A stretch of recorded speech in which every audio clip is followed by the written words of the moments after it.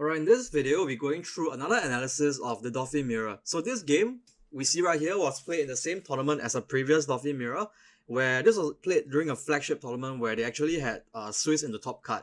So this was my top 4 game, which was another Doflamingo mirror. And if I recall, I ended up winning the dice roll here and chose to go second. So yep, let's just hop right into the game. Just doing shuffle and mulligans first. Okay, going second. Decided to mount this hand away because no Jinbe, only have Boa.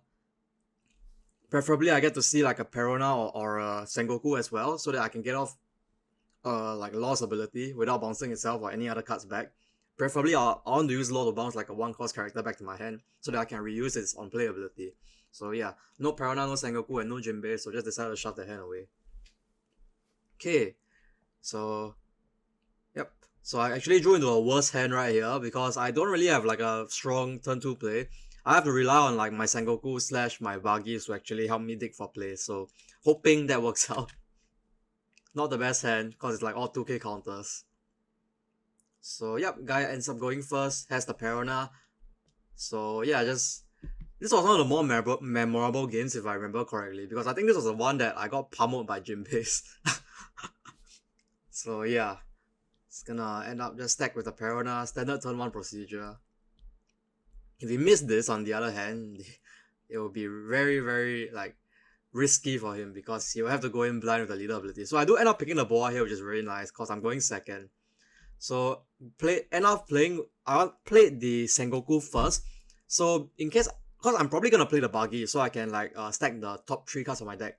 I want to know whether or not I can set up like a Jinbe activation, or like what am I checking with a potential leader ability, or just what I'm drawing for turn in general. So usually when you have like Perona or like when you have Sengoku alongside like Perona or Buggy, it's better to always Sengoku first because the cards that Sengoku checks are going down the bottom of the deck. So it's better to you set up your like rearrangers second after the Sengoku, so that you will know exactly what's coming up. Okay, so I think I end up picking up Moria here, like the 6k Moria if I remember. Yeah, mainly because my hand is already full of 2k counters and I want to pick up like bodies with substance. So like 6k bodies are nice. I mean, ideally what I was looking for here with the Sengoku was trying to find like Jinbe. So yeah, that was more ideal. But yeah, I didn't get it. So go for the Buggy next. So not really the best stack. And the thing about Buggy is, right, you can't send it back down to the bottom even if the stack is bad. So I kind of have to roll with whatever I see off the top right here. So I don't really have a good play on the follow-up because my cards, so I can play Moria as a vanilla, but it'll be better to just use my leader ability if I'm gonna cheat out the same card. That allows me to push in either a life or to contest the card that he plays rested as well. So I think here I end up just stacking 2k into Gecko Moria so that I can draw into a 2k and then go into the Moria with my leader ability the following turn. So yeah, just end up stacking the 2k at the top so I can draw into it, then I can check the Moria with my leader ability. Yeah, so just making sure. Yeah, so it just ends up starting a turn with leader swing into Jinbe, which was, yeah, not the side you really want to see. So he's already off to a good start. Cheats out, let's see. I think I caught a glimpse. That was a 6k Moria, so it's fine. Yeah, usually the first hit is okay to take, just so you can have, I'm digging for cards right here, and also because it's a 7k swing, I'm more incentivized to take it.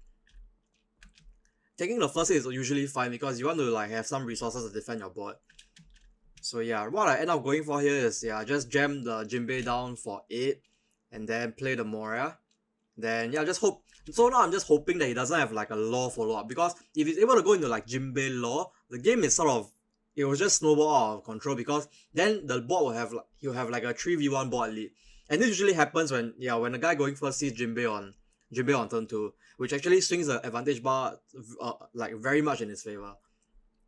The only way that I can prevent this, right, is I actually play a Jinbe of my own off my leader ability here, so that I can take the Jinbe on his board while establishing like a 2 character on the board. So even if he goes into like Law the next turn, right, it will only be effectively taking 1 character on my board reliably. Yep, so don't want to put yourself in a spot where you give him like a 3 versus 1 situation where he has like 3 attackers on the board while you have like 0 or 1. So here I'm just hoping that he doesn't have Jinbe Law, because if he does, yeah, this game is it's gonna be quite impossible to come back from. So just need to sort of just dodge this turn. This turn is the most important. If he has Jinbe Law, then GG's. Honestly, it's GG's. He can swing like 6-6 then go Jinbe Law. So he just swings with 5 first. So this tells me he's probably going for like a 1 cost plus 4 cost play. Or he's gonna swing 7 with the Moria. So it's always better to just counter out of this attack first. So yeah, I'm just thinking what to counter with. I think hovering around 2k is because yeah, I want to keep that 6k Moria in my hand in case I pick up like a Jinbe, or yeah, in case I pick up a Jinbe, so that next time when I go into Boa, right, on my 6th Dawn turn, if I check Jinbe, right, I can actually go into Jinbe plus Moria, setting up 2 6k bodies.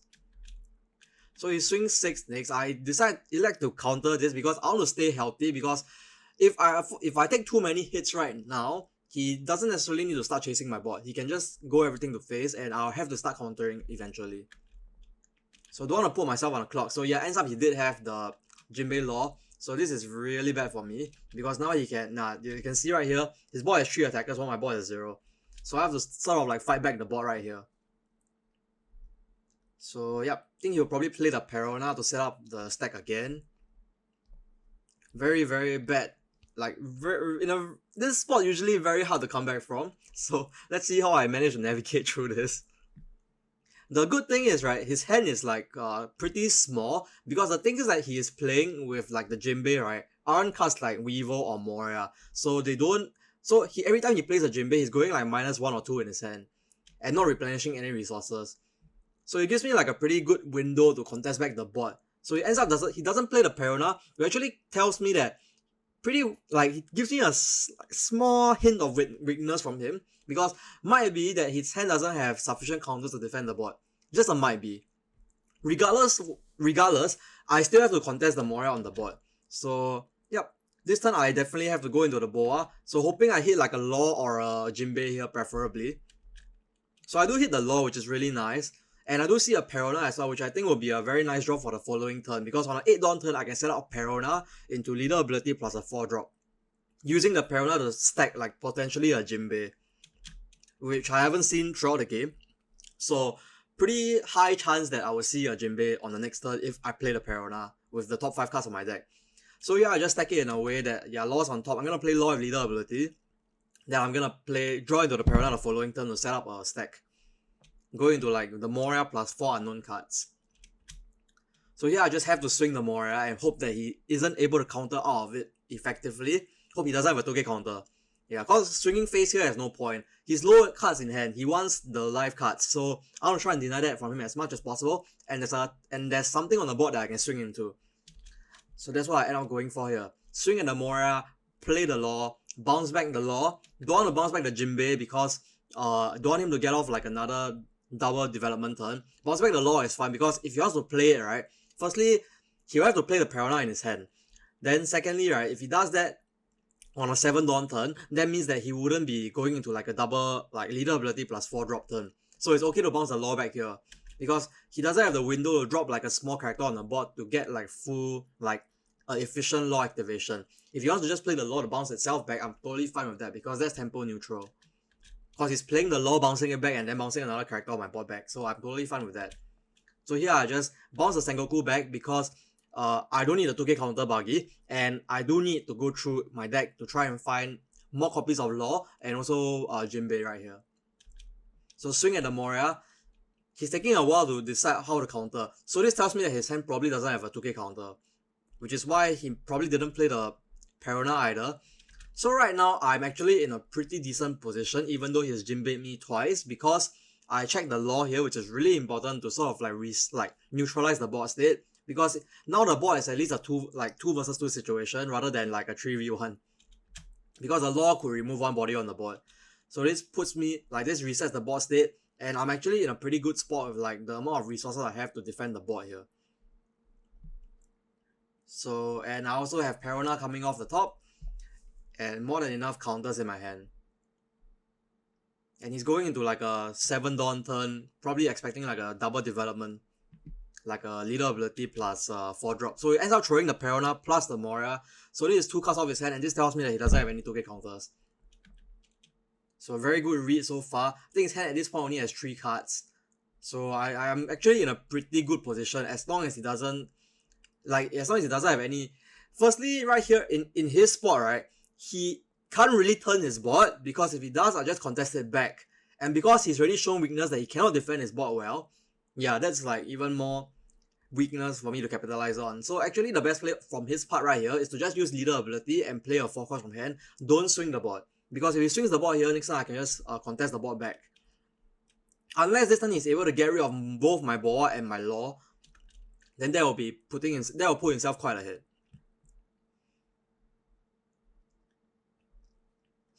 So far so good, just because I got pretty fortunate with the board into law check to reset the board. If not, his board right here will have another character. So he plays Jinbe Boa. So yeah, 4 cards in hand right now. He only has 2 cards left in hand. So hoping this doesn't check like a Weevil for him.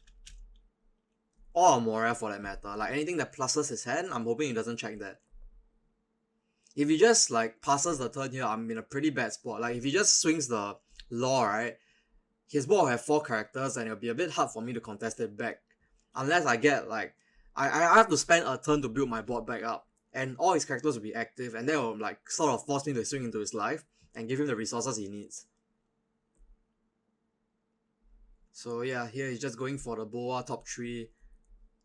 Thinking about what to go into, I'm assuming. So far so good. Like I'm hoping he turns his board so that I can swing into it. Right here. So just gonna skip for a bit. So he's just thinking how to swing. For him right here, it's actually okay to swing with like his 6k bodies, because 6k is harder for me to contest than a Jinbe or Resta on the board. So here I just decided to block +1 because it's like the cheapest, sort of the cheapest swing. Just 6. Yeah, just block +1 here, throw away the Moria, have another copy in my hand. So he just chooses to swing. I mean, if I was in his spot, I would swing with the 6k Moria instead of the 6, like Jinbe 6. Because you're going to be swinging for 6 anyways, might as well just like don't swing with the Dawn attached. Keep the Dawn up so that you can maybe pivot to another play. Yeah, so here he just goes maybe 7 with leader ability. Going into the law, I'm assuming.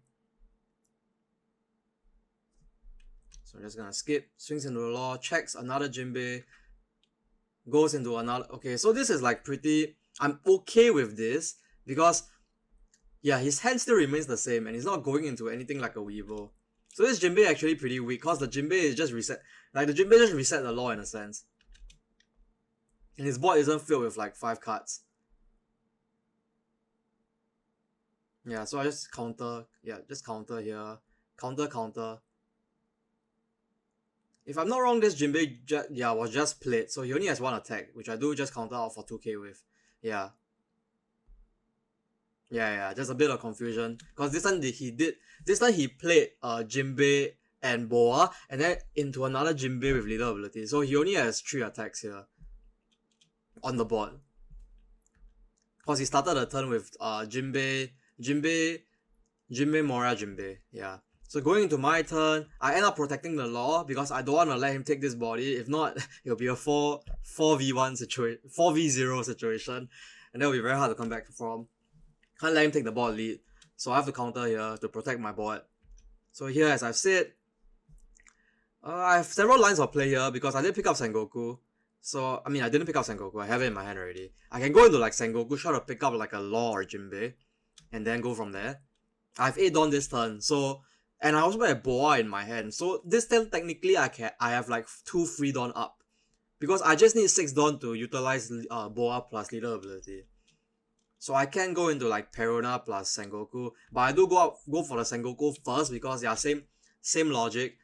Want to make sure that I can set up the activation with leader ability if I'm going to Perona. Probably not because I have Boa in my hand already. So probably just gonna use the 1 more Dawn for like a bigger swing. He only has 2 cards in hand. So actually I'm still in a pretty like, I'm in a spot where I can still come back into the game despite him like activating Jinbe 3 times on me every single turn. Just pretty lucky on my part that he didn't have like Weevil, because if he had Weevil, his hand would be he'll be break even on each Jinbe activation. So now my goal is very simple. Just play card for card with him and just grind him out and take the board. So I do pick up the Moria here. Then I go into Boa. Yep, so just gonna go. So I do check the Jinbe here which is pretty huge because that allows me to flood 2 characters onto the board. So that will allow me to have like 4 characters on the board at the end of this turn. So yeah, I do check the Jinbe. I do want to check into the law the following turn, so I stack it in a way that I'll check Jinbe now, then I'll draw Pudding, and then on my next leader ability activation, I'll check another law. So yeah, I just end up swinging big here, I think. Yeah, use the Boa's ability. So I'm just thinking about how much to swing for. So I swing 6 with the law first, which I want to try and get a read on him. Like, is he going to counter or let the card go? Because previously when I swung for 2k counter, he didn't have 2k in his hand. Here he might block plus. Here he might do block +1 with the Boa. So just swinging 6 first to get a read. Because if I swing 5, he just gets off a free block with the Boa. So he just lets the Jinbe go, which is nice. So now I swing at the Moria. So now this is the real check. Like, does he have a 2k counter in his hand? Because if he doesn't, right, then I get to take this Moria and I get to put I put the ball in a state where I'll be very ahead because I have 4 characters on the board while he has 2. Going to a Jinbe as well, which I'm going to be playing the Moria, which I picked up off the Sengoku. And this will probably recur a 2k counter for me. So we're going to be playing over the Buggy in this case. Just because I want to keep the Sengoku on the board so that when the law gets played the next turn, I can bounce the Sengoku back to my hand. So I just pick up a 2k counter here, then swing 7 into the Moria. So this is a 2k check. So yeah, he doesn't have the 2k. So far so good for me. So very good turn so far. This turn I get to take the board and I get to establish my own board. And I also have Pudding into law set up the next turn. So yeah, this turn, same. He's back in the same spot. If he turns his board, I take it easily the next turn. If he doesn't take his board, then I have like a sort of a free turn to develop and farm resources and also push a bit of life. So yeah, now I'm actually stabilizing. As long as he doesn't have too explosive of a turn here, I should be good. So I think it takes a while to think through this turn. So he ends up playing the Buggy first. He still has the law in his hand, so this is fine because at least this way he can still bounce the Buggy back to his hand after playing the law. Okay, let's see. 3 cards in hand on his end, with one of them being law that I know of. So the law will probably bounce back the Boa so that he can take over my board a bit easier, because bounce back the 6k blocker, take the 5ks. So some considerations to be made on his part, because honestly here he doesn't really want to turn his board. So he swings 8 and plays a Moria. Yep, swings into law, picks up Jinbe again. So yeah, definitely I'm expecting him to play the Jinbe. He might not turn his board here. I think I do have to let this law go. I don't think I end up countering for it. Oh, he just swings the Jinbe, yeah. That works as well. Don't think it matters too much. Yeah, just bounces, law into bounce back Buggy, then bounce back Boa. Here he should just pass his turn. Okay, so he just swings 5 by 6 into the law, which I do want to defend, so that I have another attacker on the board. So now he's presenting 3 cards on the board for me to take. So this turn, if I can take over the board this turn, right, I actually stabilize. And the next card in my deck I know is a law. So this turn, my goal is very simple. Just develop and take over his board. I still have Boa in my hand as well, so I can go into Boa plus leader ability because he bounced it back with the law.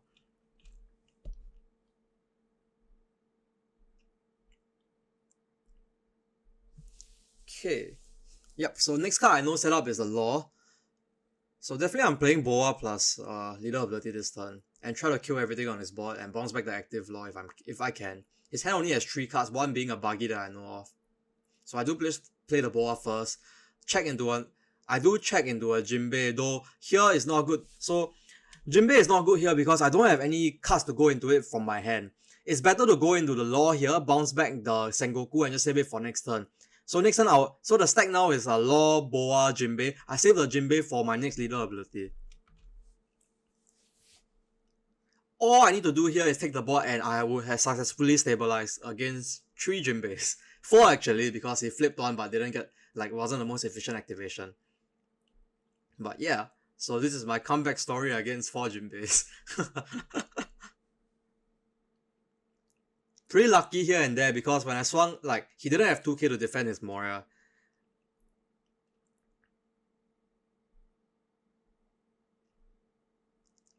So you're just making sure. I definitely want to go into the law here.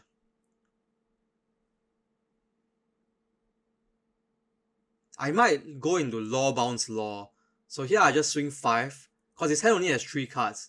I can just slowly play the extraction game with him. Because even the Sengoku can swing. Just play card for card here with him. I can go leader ability into law. So the first law will bounce back itself. First law will bounce back itself, then the second law activation will bounce back the Sengoku. So that will allow my board to be 3 5Ks and a 6K. Yeah. So because I have the option to go into double law here, I just slowly play card for card with him. Here I just swing to the Moria, go into law, bounce back. I think I end up bouncing the law here, so I can double law.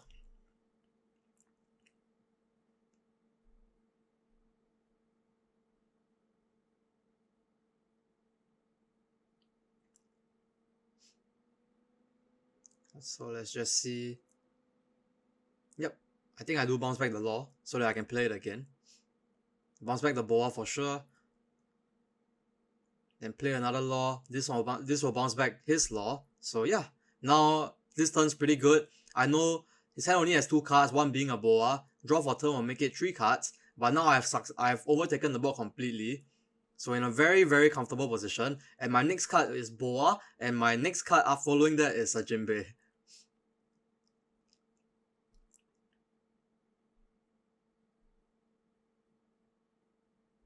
So next turn I can just check the Jinbe and then play the boa that I drew the next turn.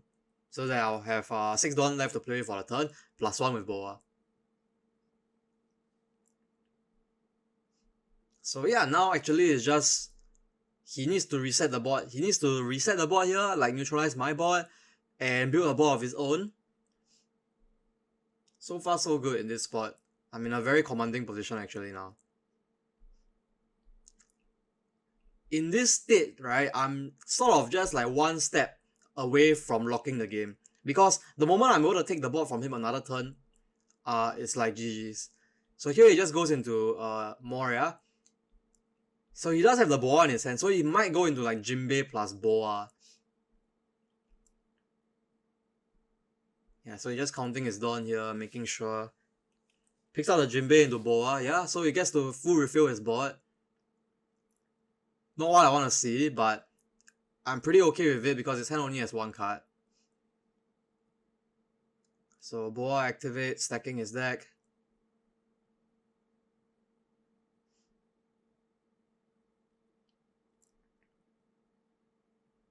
Just gonna skip this until he actually swings. So he swings for 8. Wait, did he not activate his leader ability? Oh yeah, he didn't, right? Oh, why? Maybe the stack was bad, but the stack might have cards that he needed, that's why. Yeah, but I definitely let it go. Let the Moria go. Because he still has like a Jinbe swing on the board. So yeah, pretty sick check here, because I check into another law here. So I don't need to Jinbe because I'm already, because playing the boa into leader ability already fills out my board, so there's no need for me to Jinbe here. Yeah, so the game just sort of just snowballs out of control here because now every time I can loop law. So I go into law, bounce back boa. Yeah, then I just slowly, from this point it's like he slowly dies. Yep, here I can just slowly play with him. Because I can just loop my law here. So pretty fortunate check actually. Don't have to activate the Jinbe just yet. Swing 5 again, still have a boa swing. And we're gonna swing 6. And just gonna play, bounce back the Moria. Yep.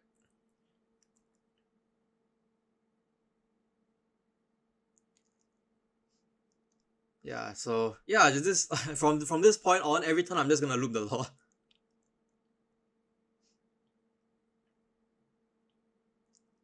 Right here, he has several things he needs to do. First, he needs to contest my board and also develop his own board. If he chooses to develop and contest, that means his attacks will be smaller, which means it's easy for me to counter out. We're just gonna skip. Yeah, so now I'm in a very commanding position. As long as I can constantly loop the law every turn, he'll just be dying to like the attacks on my board. Cause the attacks on my board will be chipping him down like every single turn, while I'm using like double laws to bounce back his like the stuff on his board. Yeah, so he's honestly in a pretty bad spot here.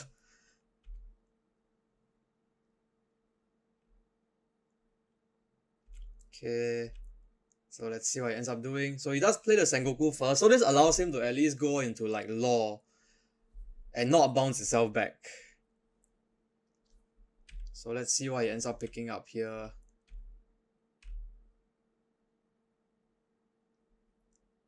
What did he pick up?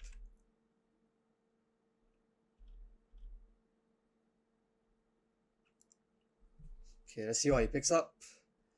3 cards in hand, picks up a 2k counter, okay.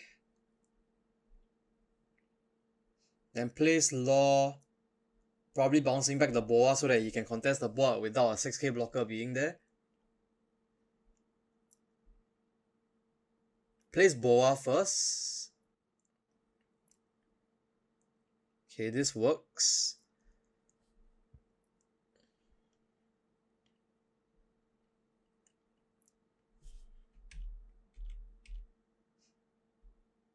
Okay, then plays Law. Okay, so not going for a leader ability, which is fine. So here you can just punch 7 into the Law. I do want to make its board turn, so I do want to counter out. Here I just let it go. He ends up still countering, so yeah, he ends up still swinging with the Jinbe. Yeah, so now I just loop like Boa and Laws. This will check a Jinbe. Yeah, so the Jinbe's been there for a while actually, but I'm finally going into it, I think.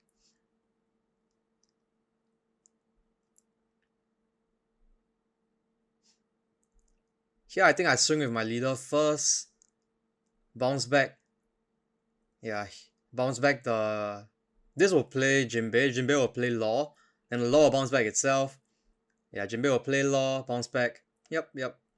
If I do have another Law here, I can actually bounce back the Jinbe. Yeah, that would be really cool. Because that allows me to at least like get back a Jinbe. So swinging 7 into the Jinbe, he's probably gonna let it go. Because I don't think he has the resources to defend it right here. Because I still have 2 more swings coming.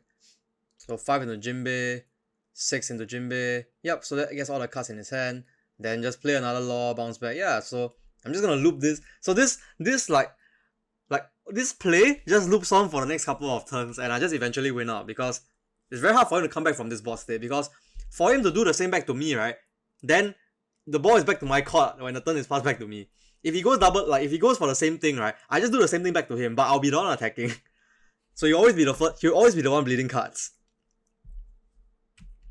Because I was the first one to start like this loop.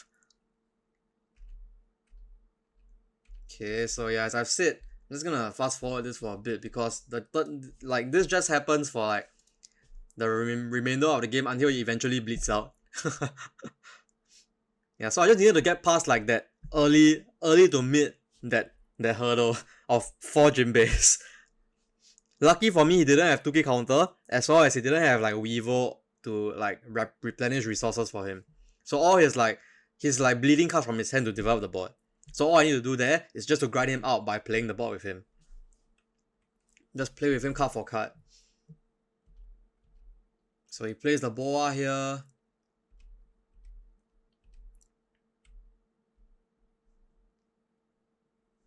Okay.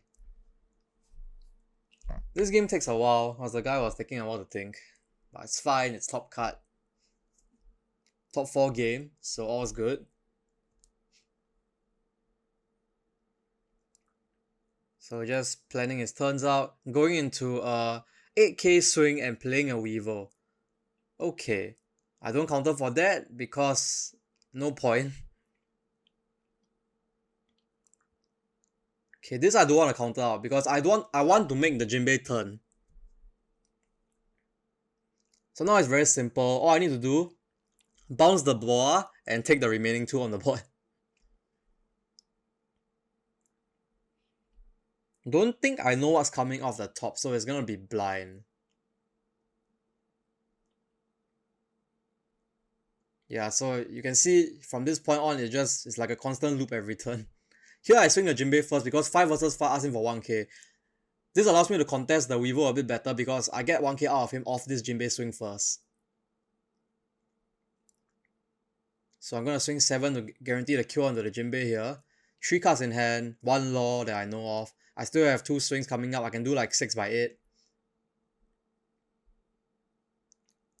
Oh, do I know that the next card coming up is a law? Or a Jinbe? I can't remember. Or I felt that there was no point to... Yeah, there was no point for me to contest the Weevil at this point. Because I can just raise him and set up... Yeah, I can just raise him from this point.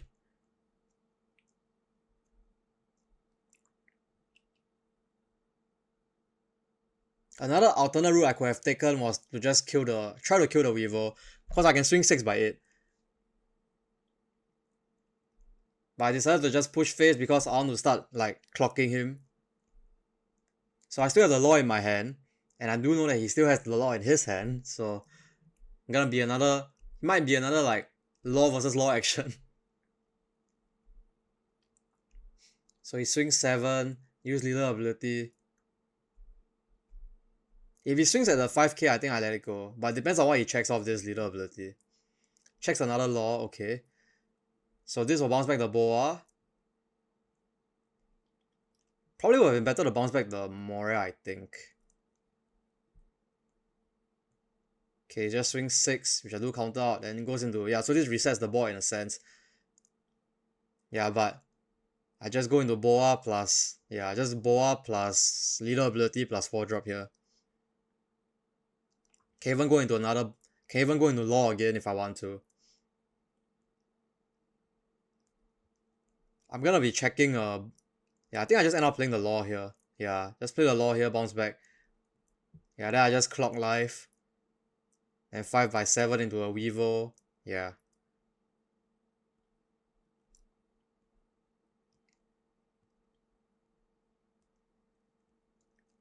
Yeah, so like as I've said, the moment I got control of the board, I just need to start looking to use the laws to like sort of neutralize his turn and continue pushing with my board.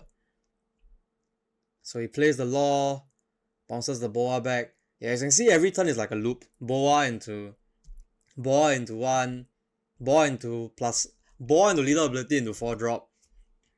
And the 4 drop might be law to get out some activations. Or my Boa gets lucky checking a Jinbe, I can go Jinbe into law as well. Yeah, so just constant loop every turn. As I said, it's just a constant loop until he bleeds out. Yeah, so pretty standard so far.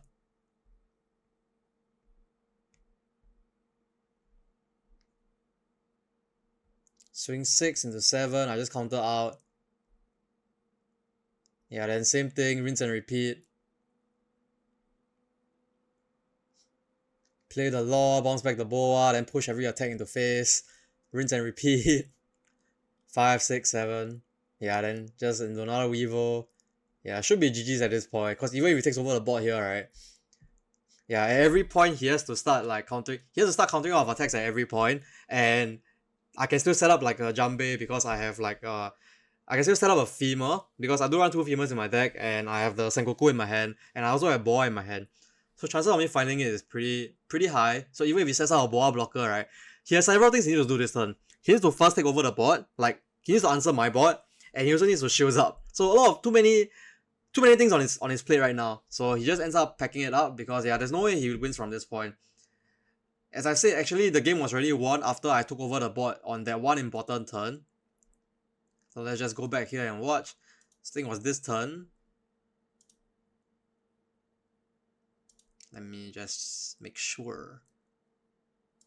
Yeah, I think it was this turn that I ended up killing. So it's like, you can see like every turn is just a slow fight back on the board. Like I'm slowly fighting back the board, and I just need to play for, I just need like extra turns to sort of like sustain, and I can finally stabilize past the Jinbes.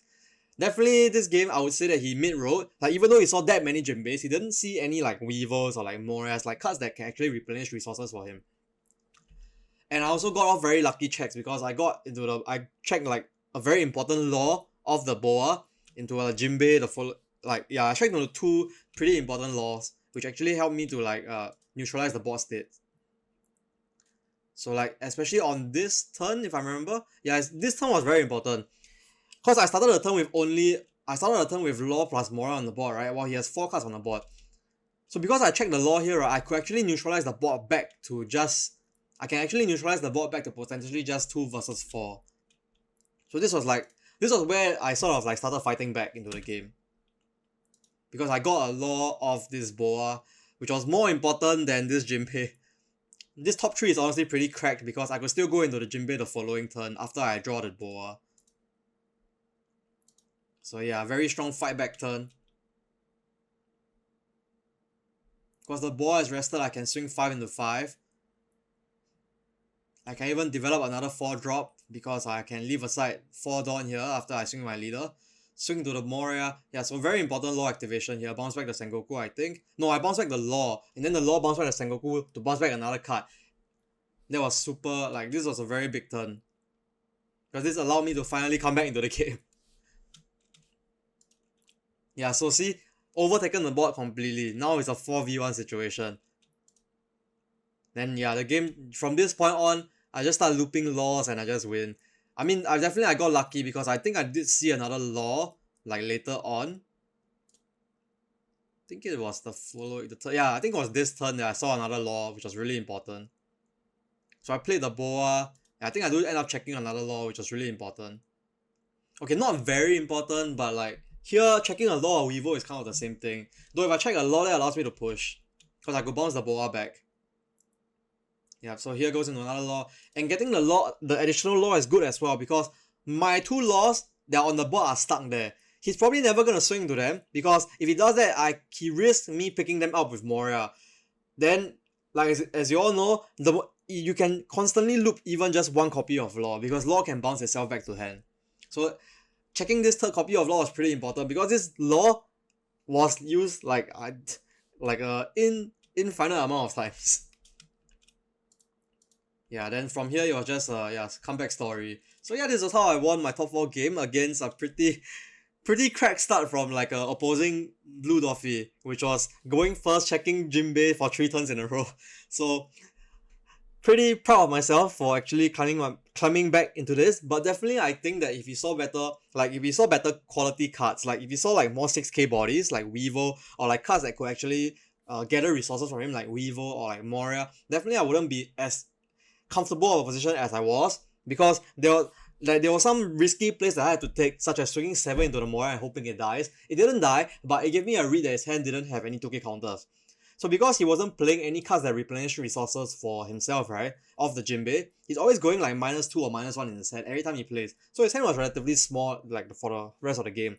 So all I needed to do, recognizing that his hand is small, is to just focus my attention into contesting the board and extracting resources from him, or just, yeah, basically just that. Play card for card with him, slowly grind him out of the game.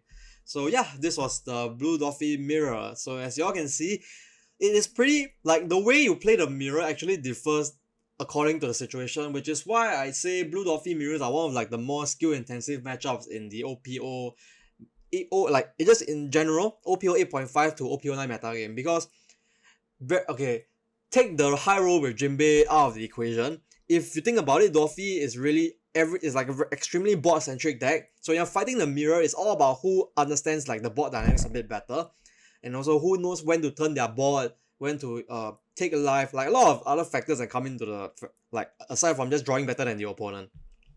So a lot of things that actually goes on in the mirror that you actually need to be quite aware of so that you are able to have an edge against the opponent. So yeah, so that's all for this video. Hope you all enjoy this type of content.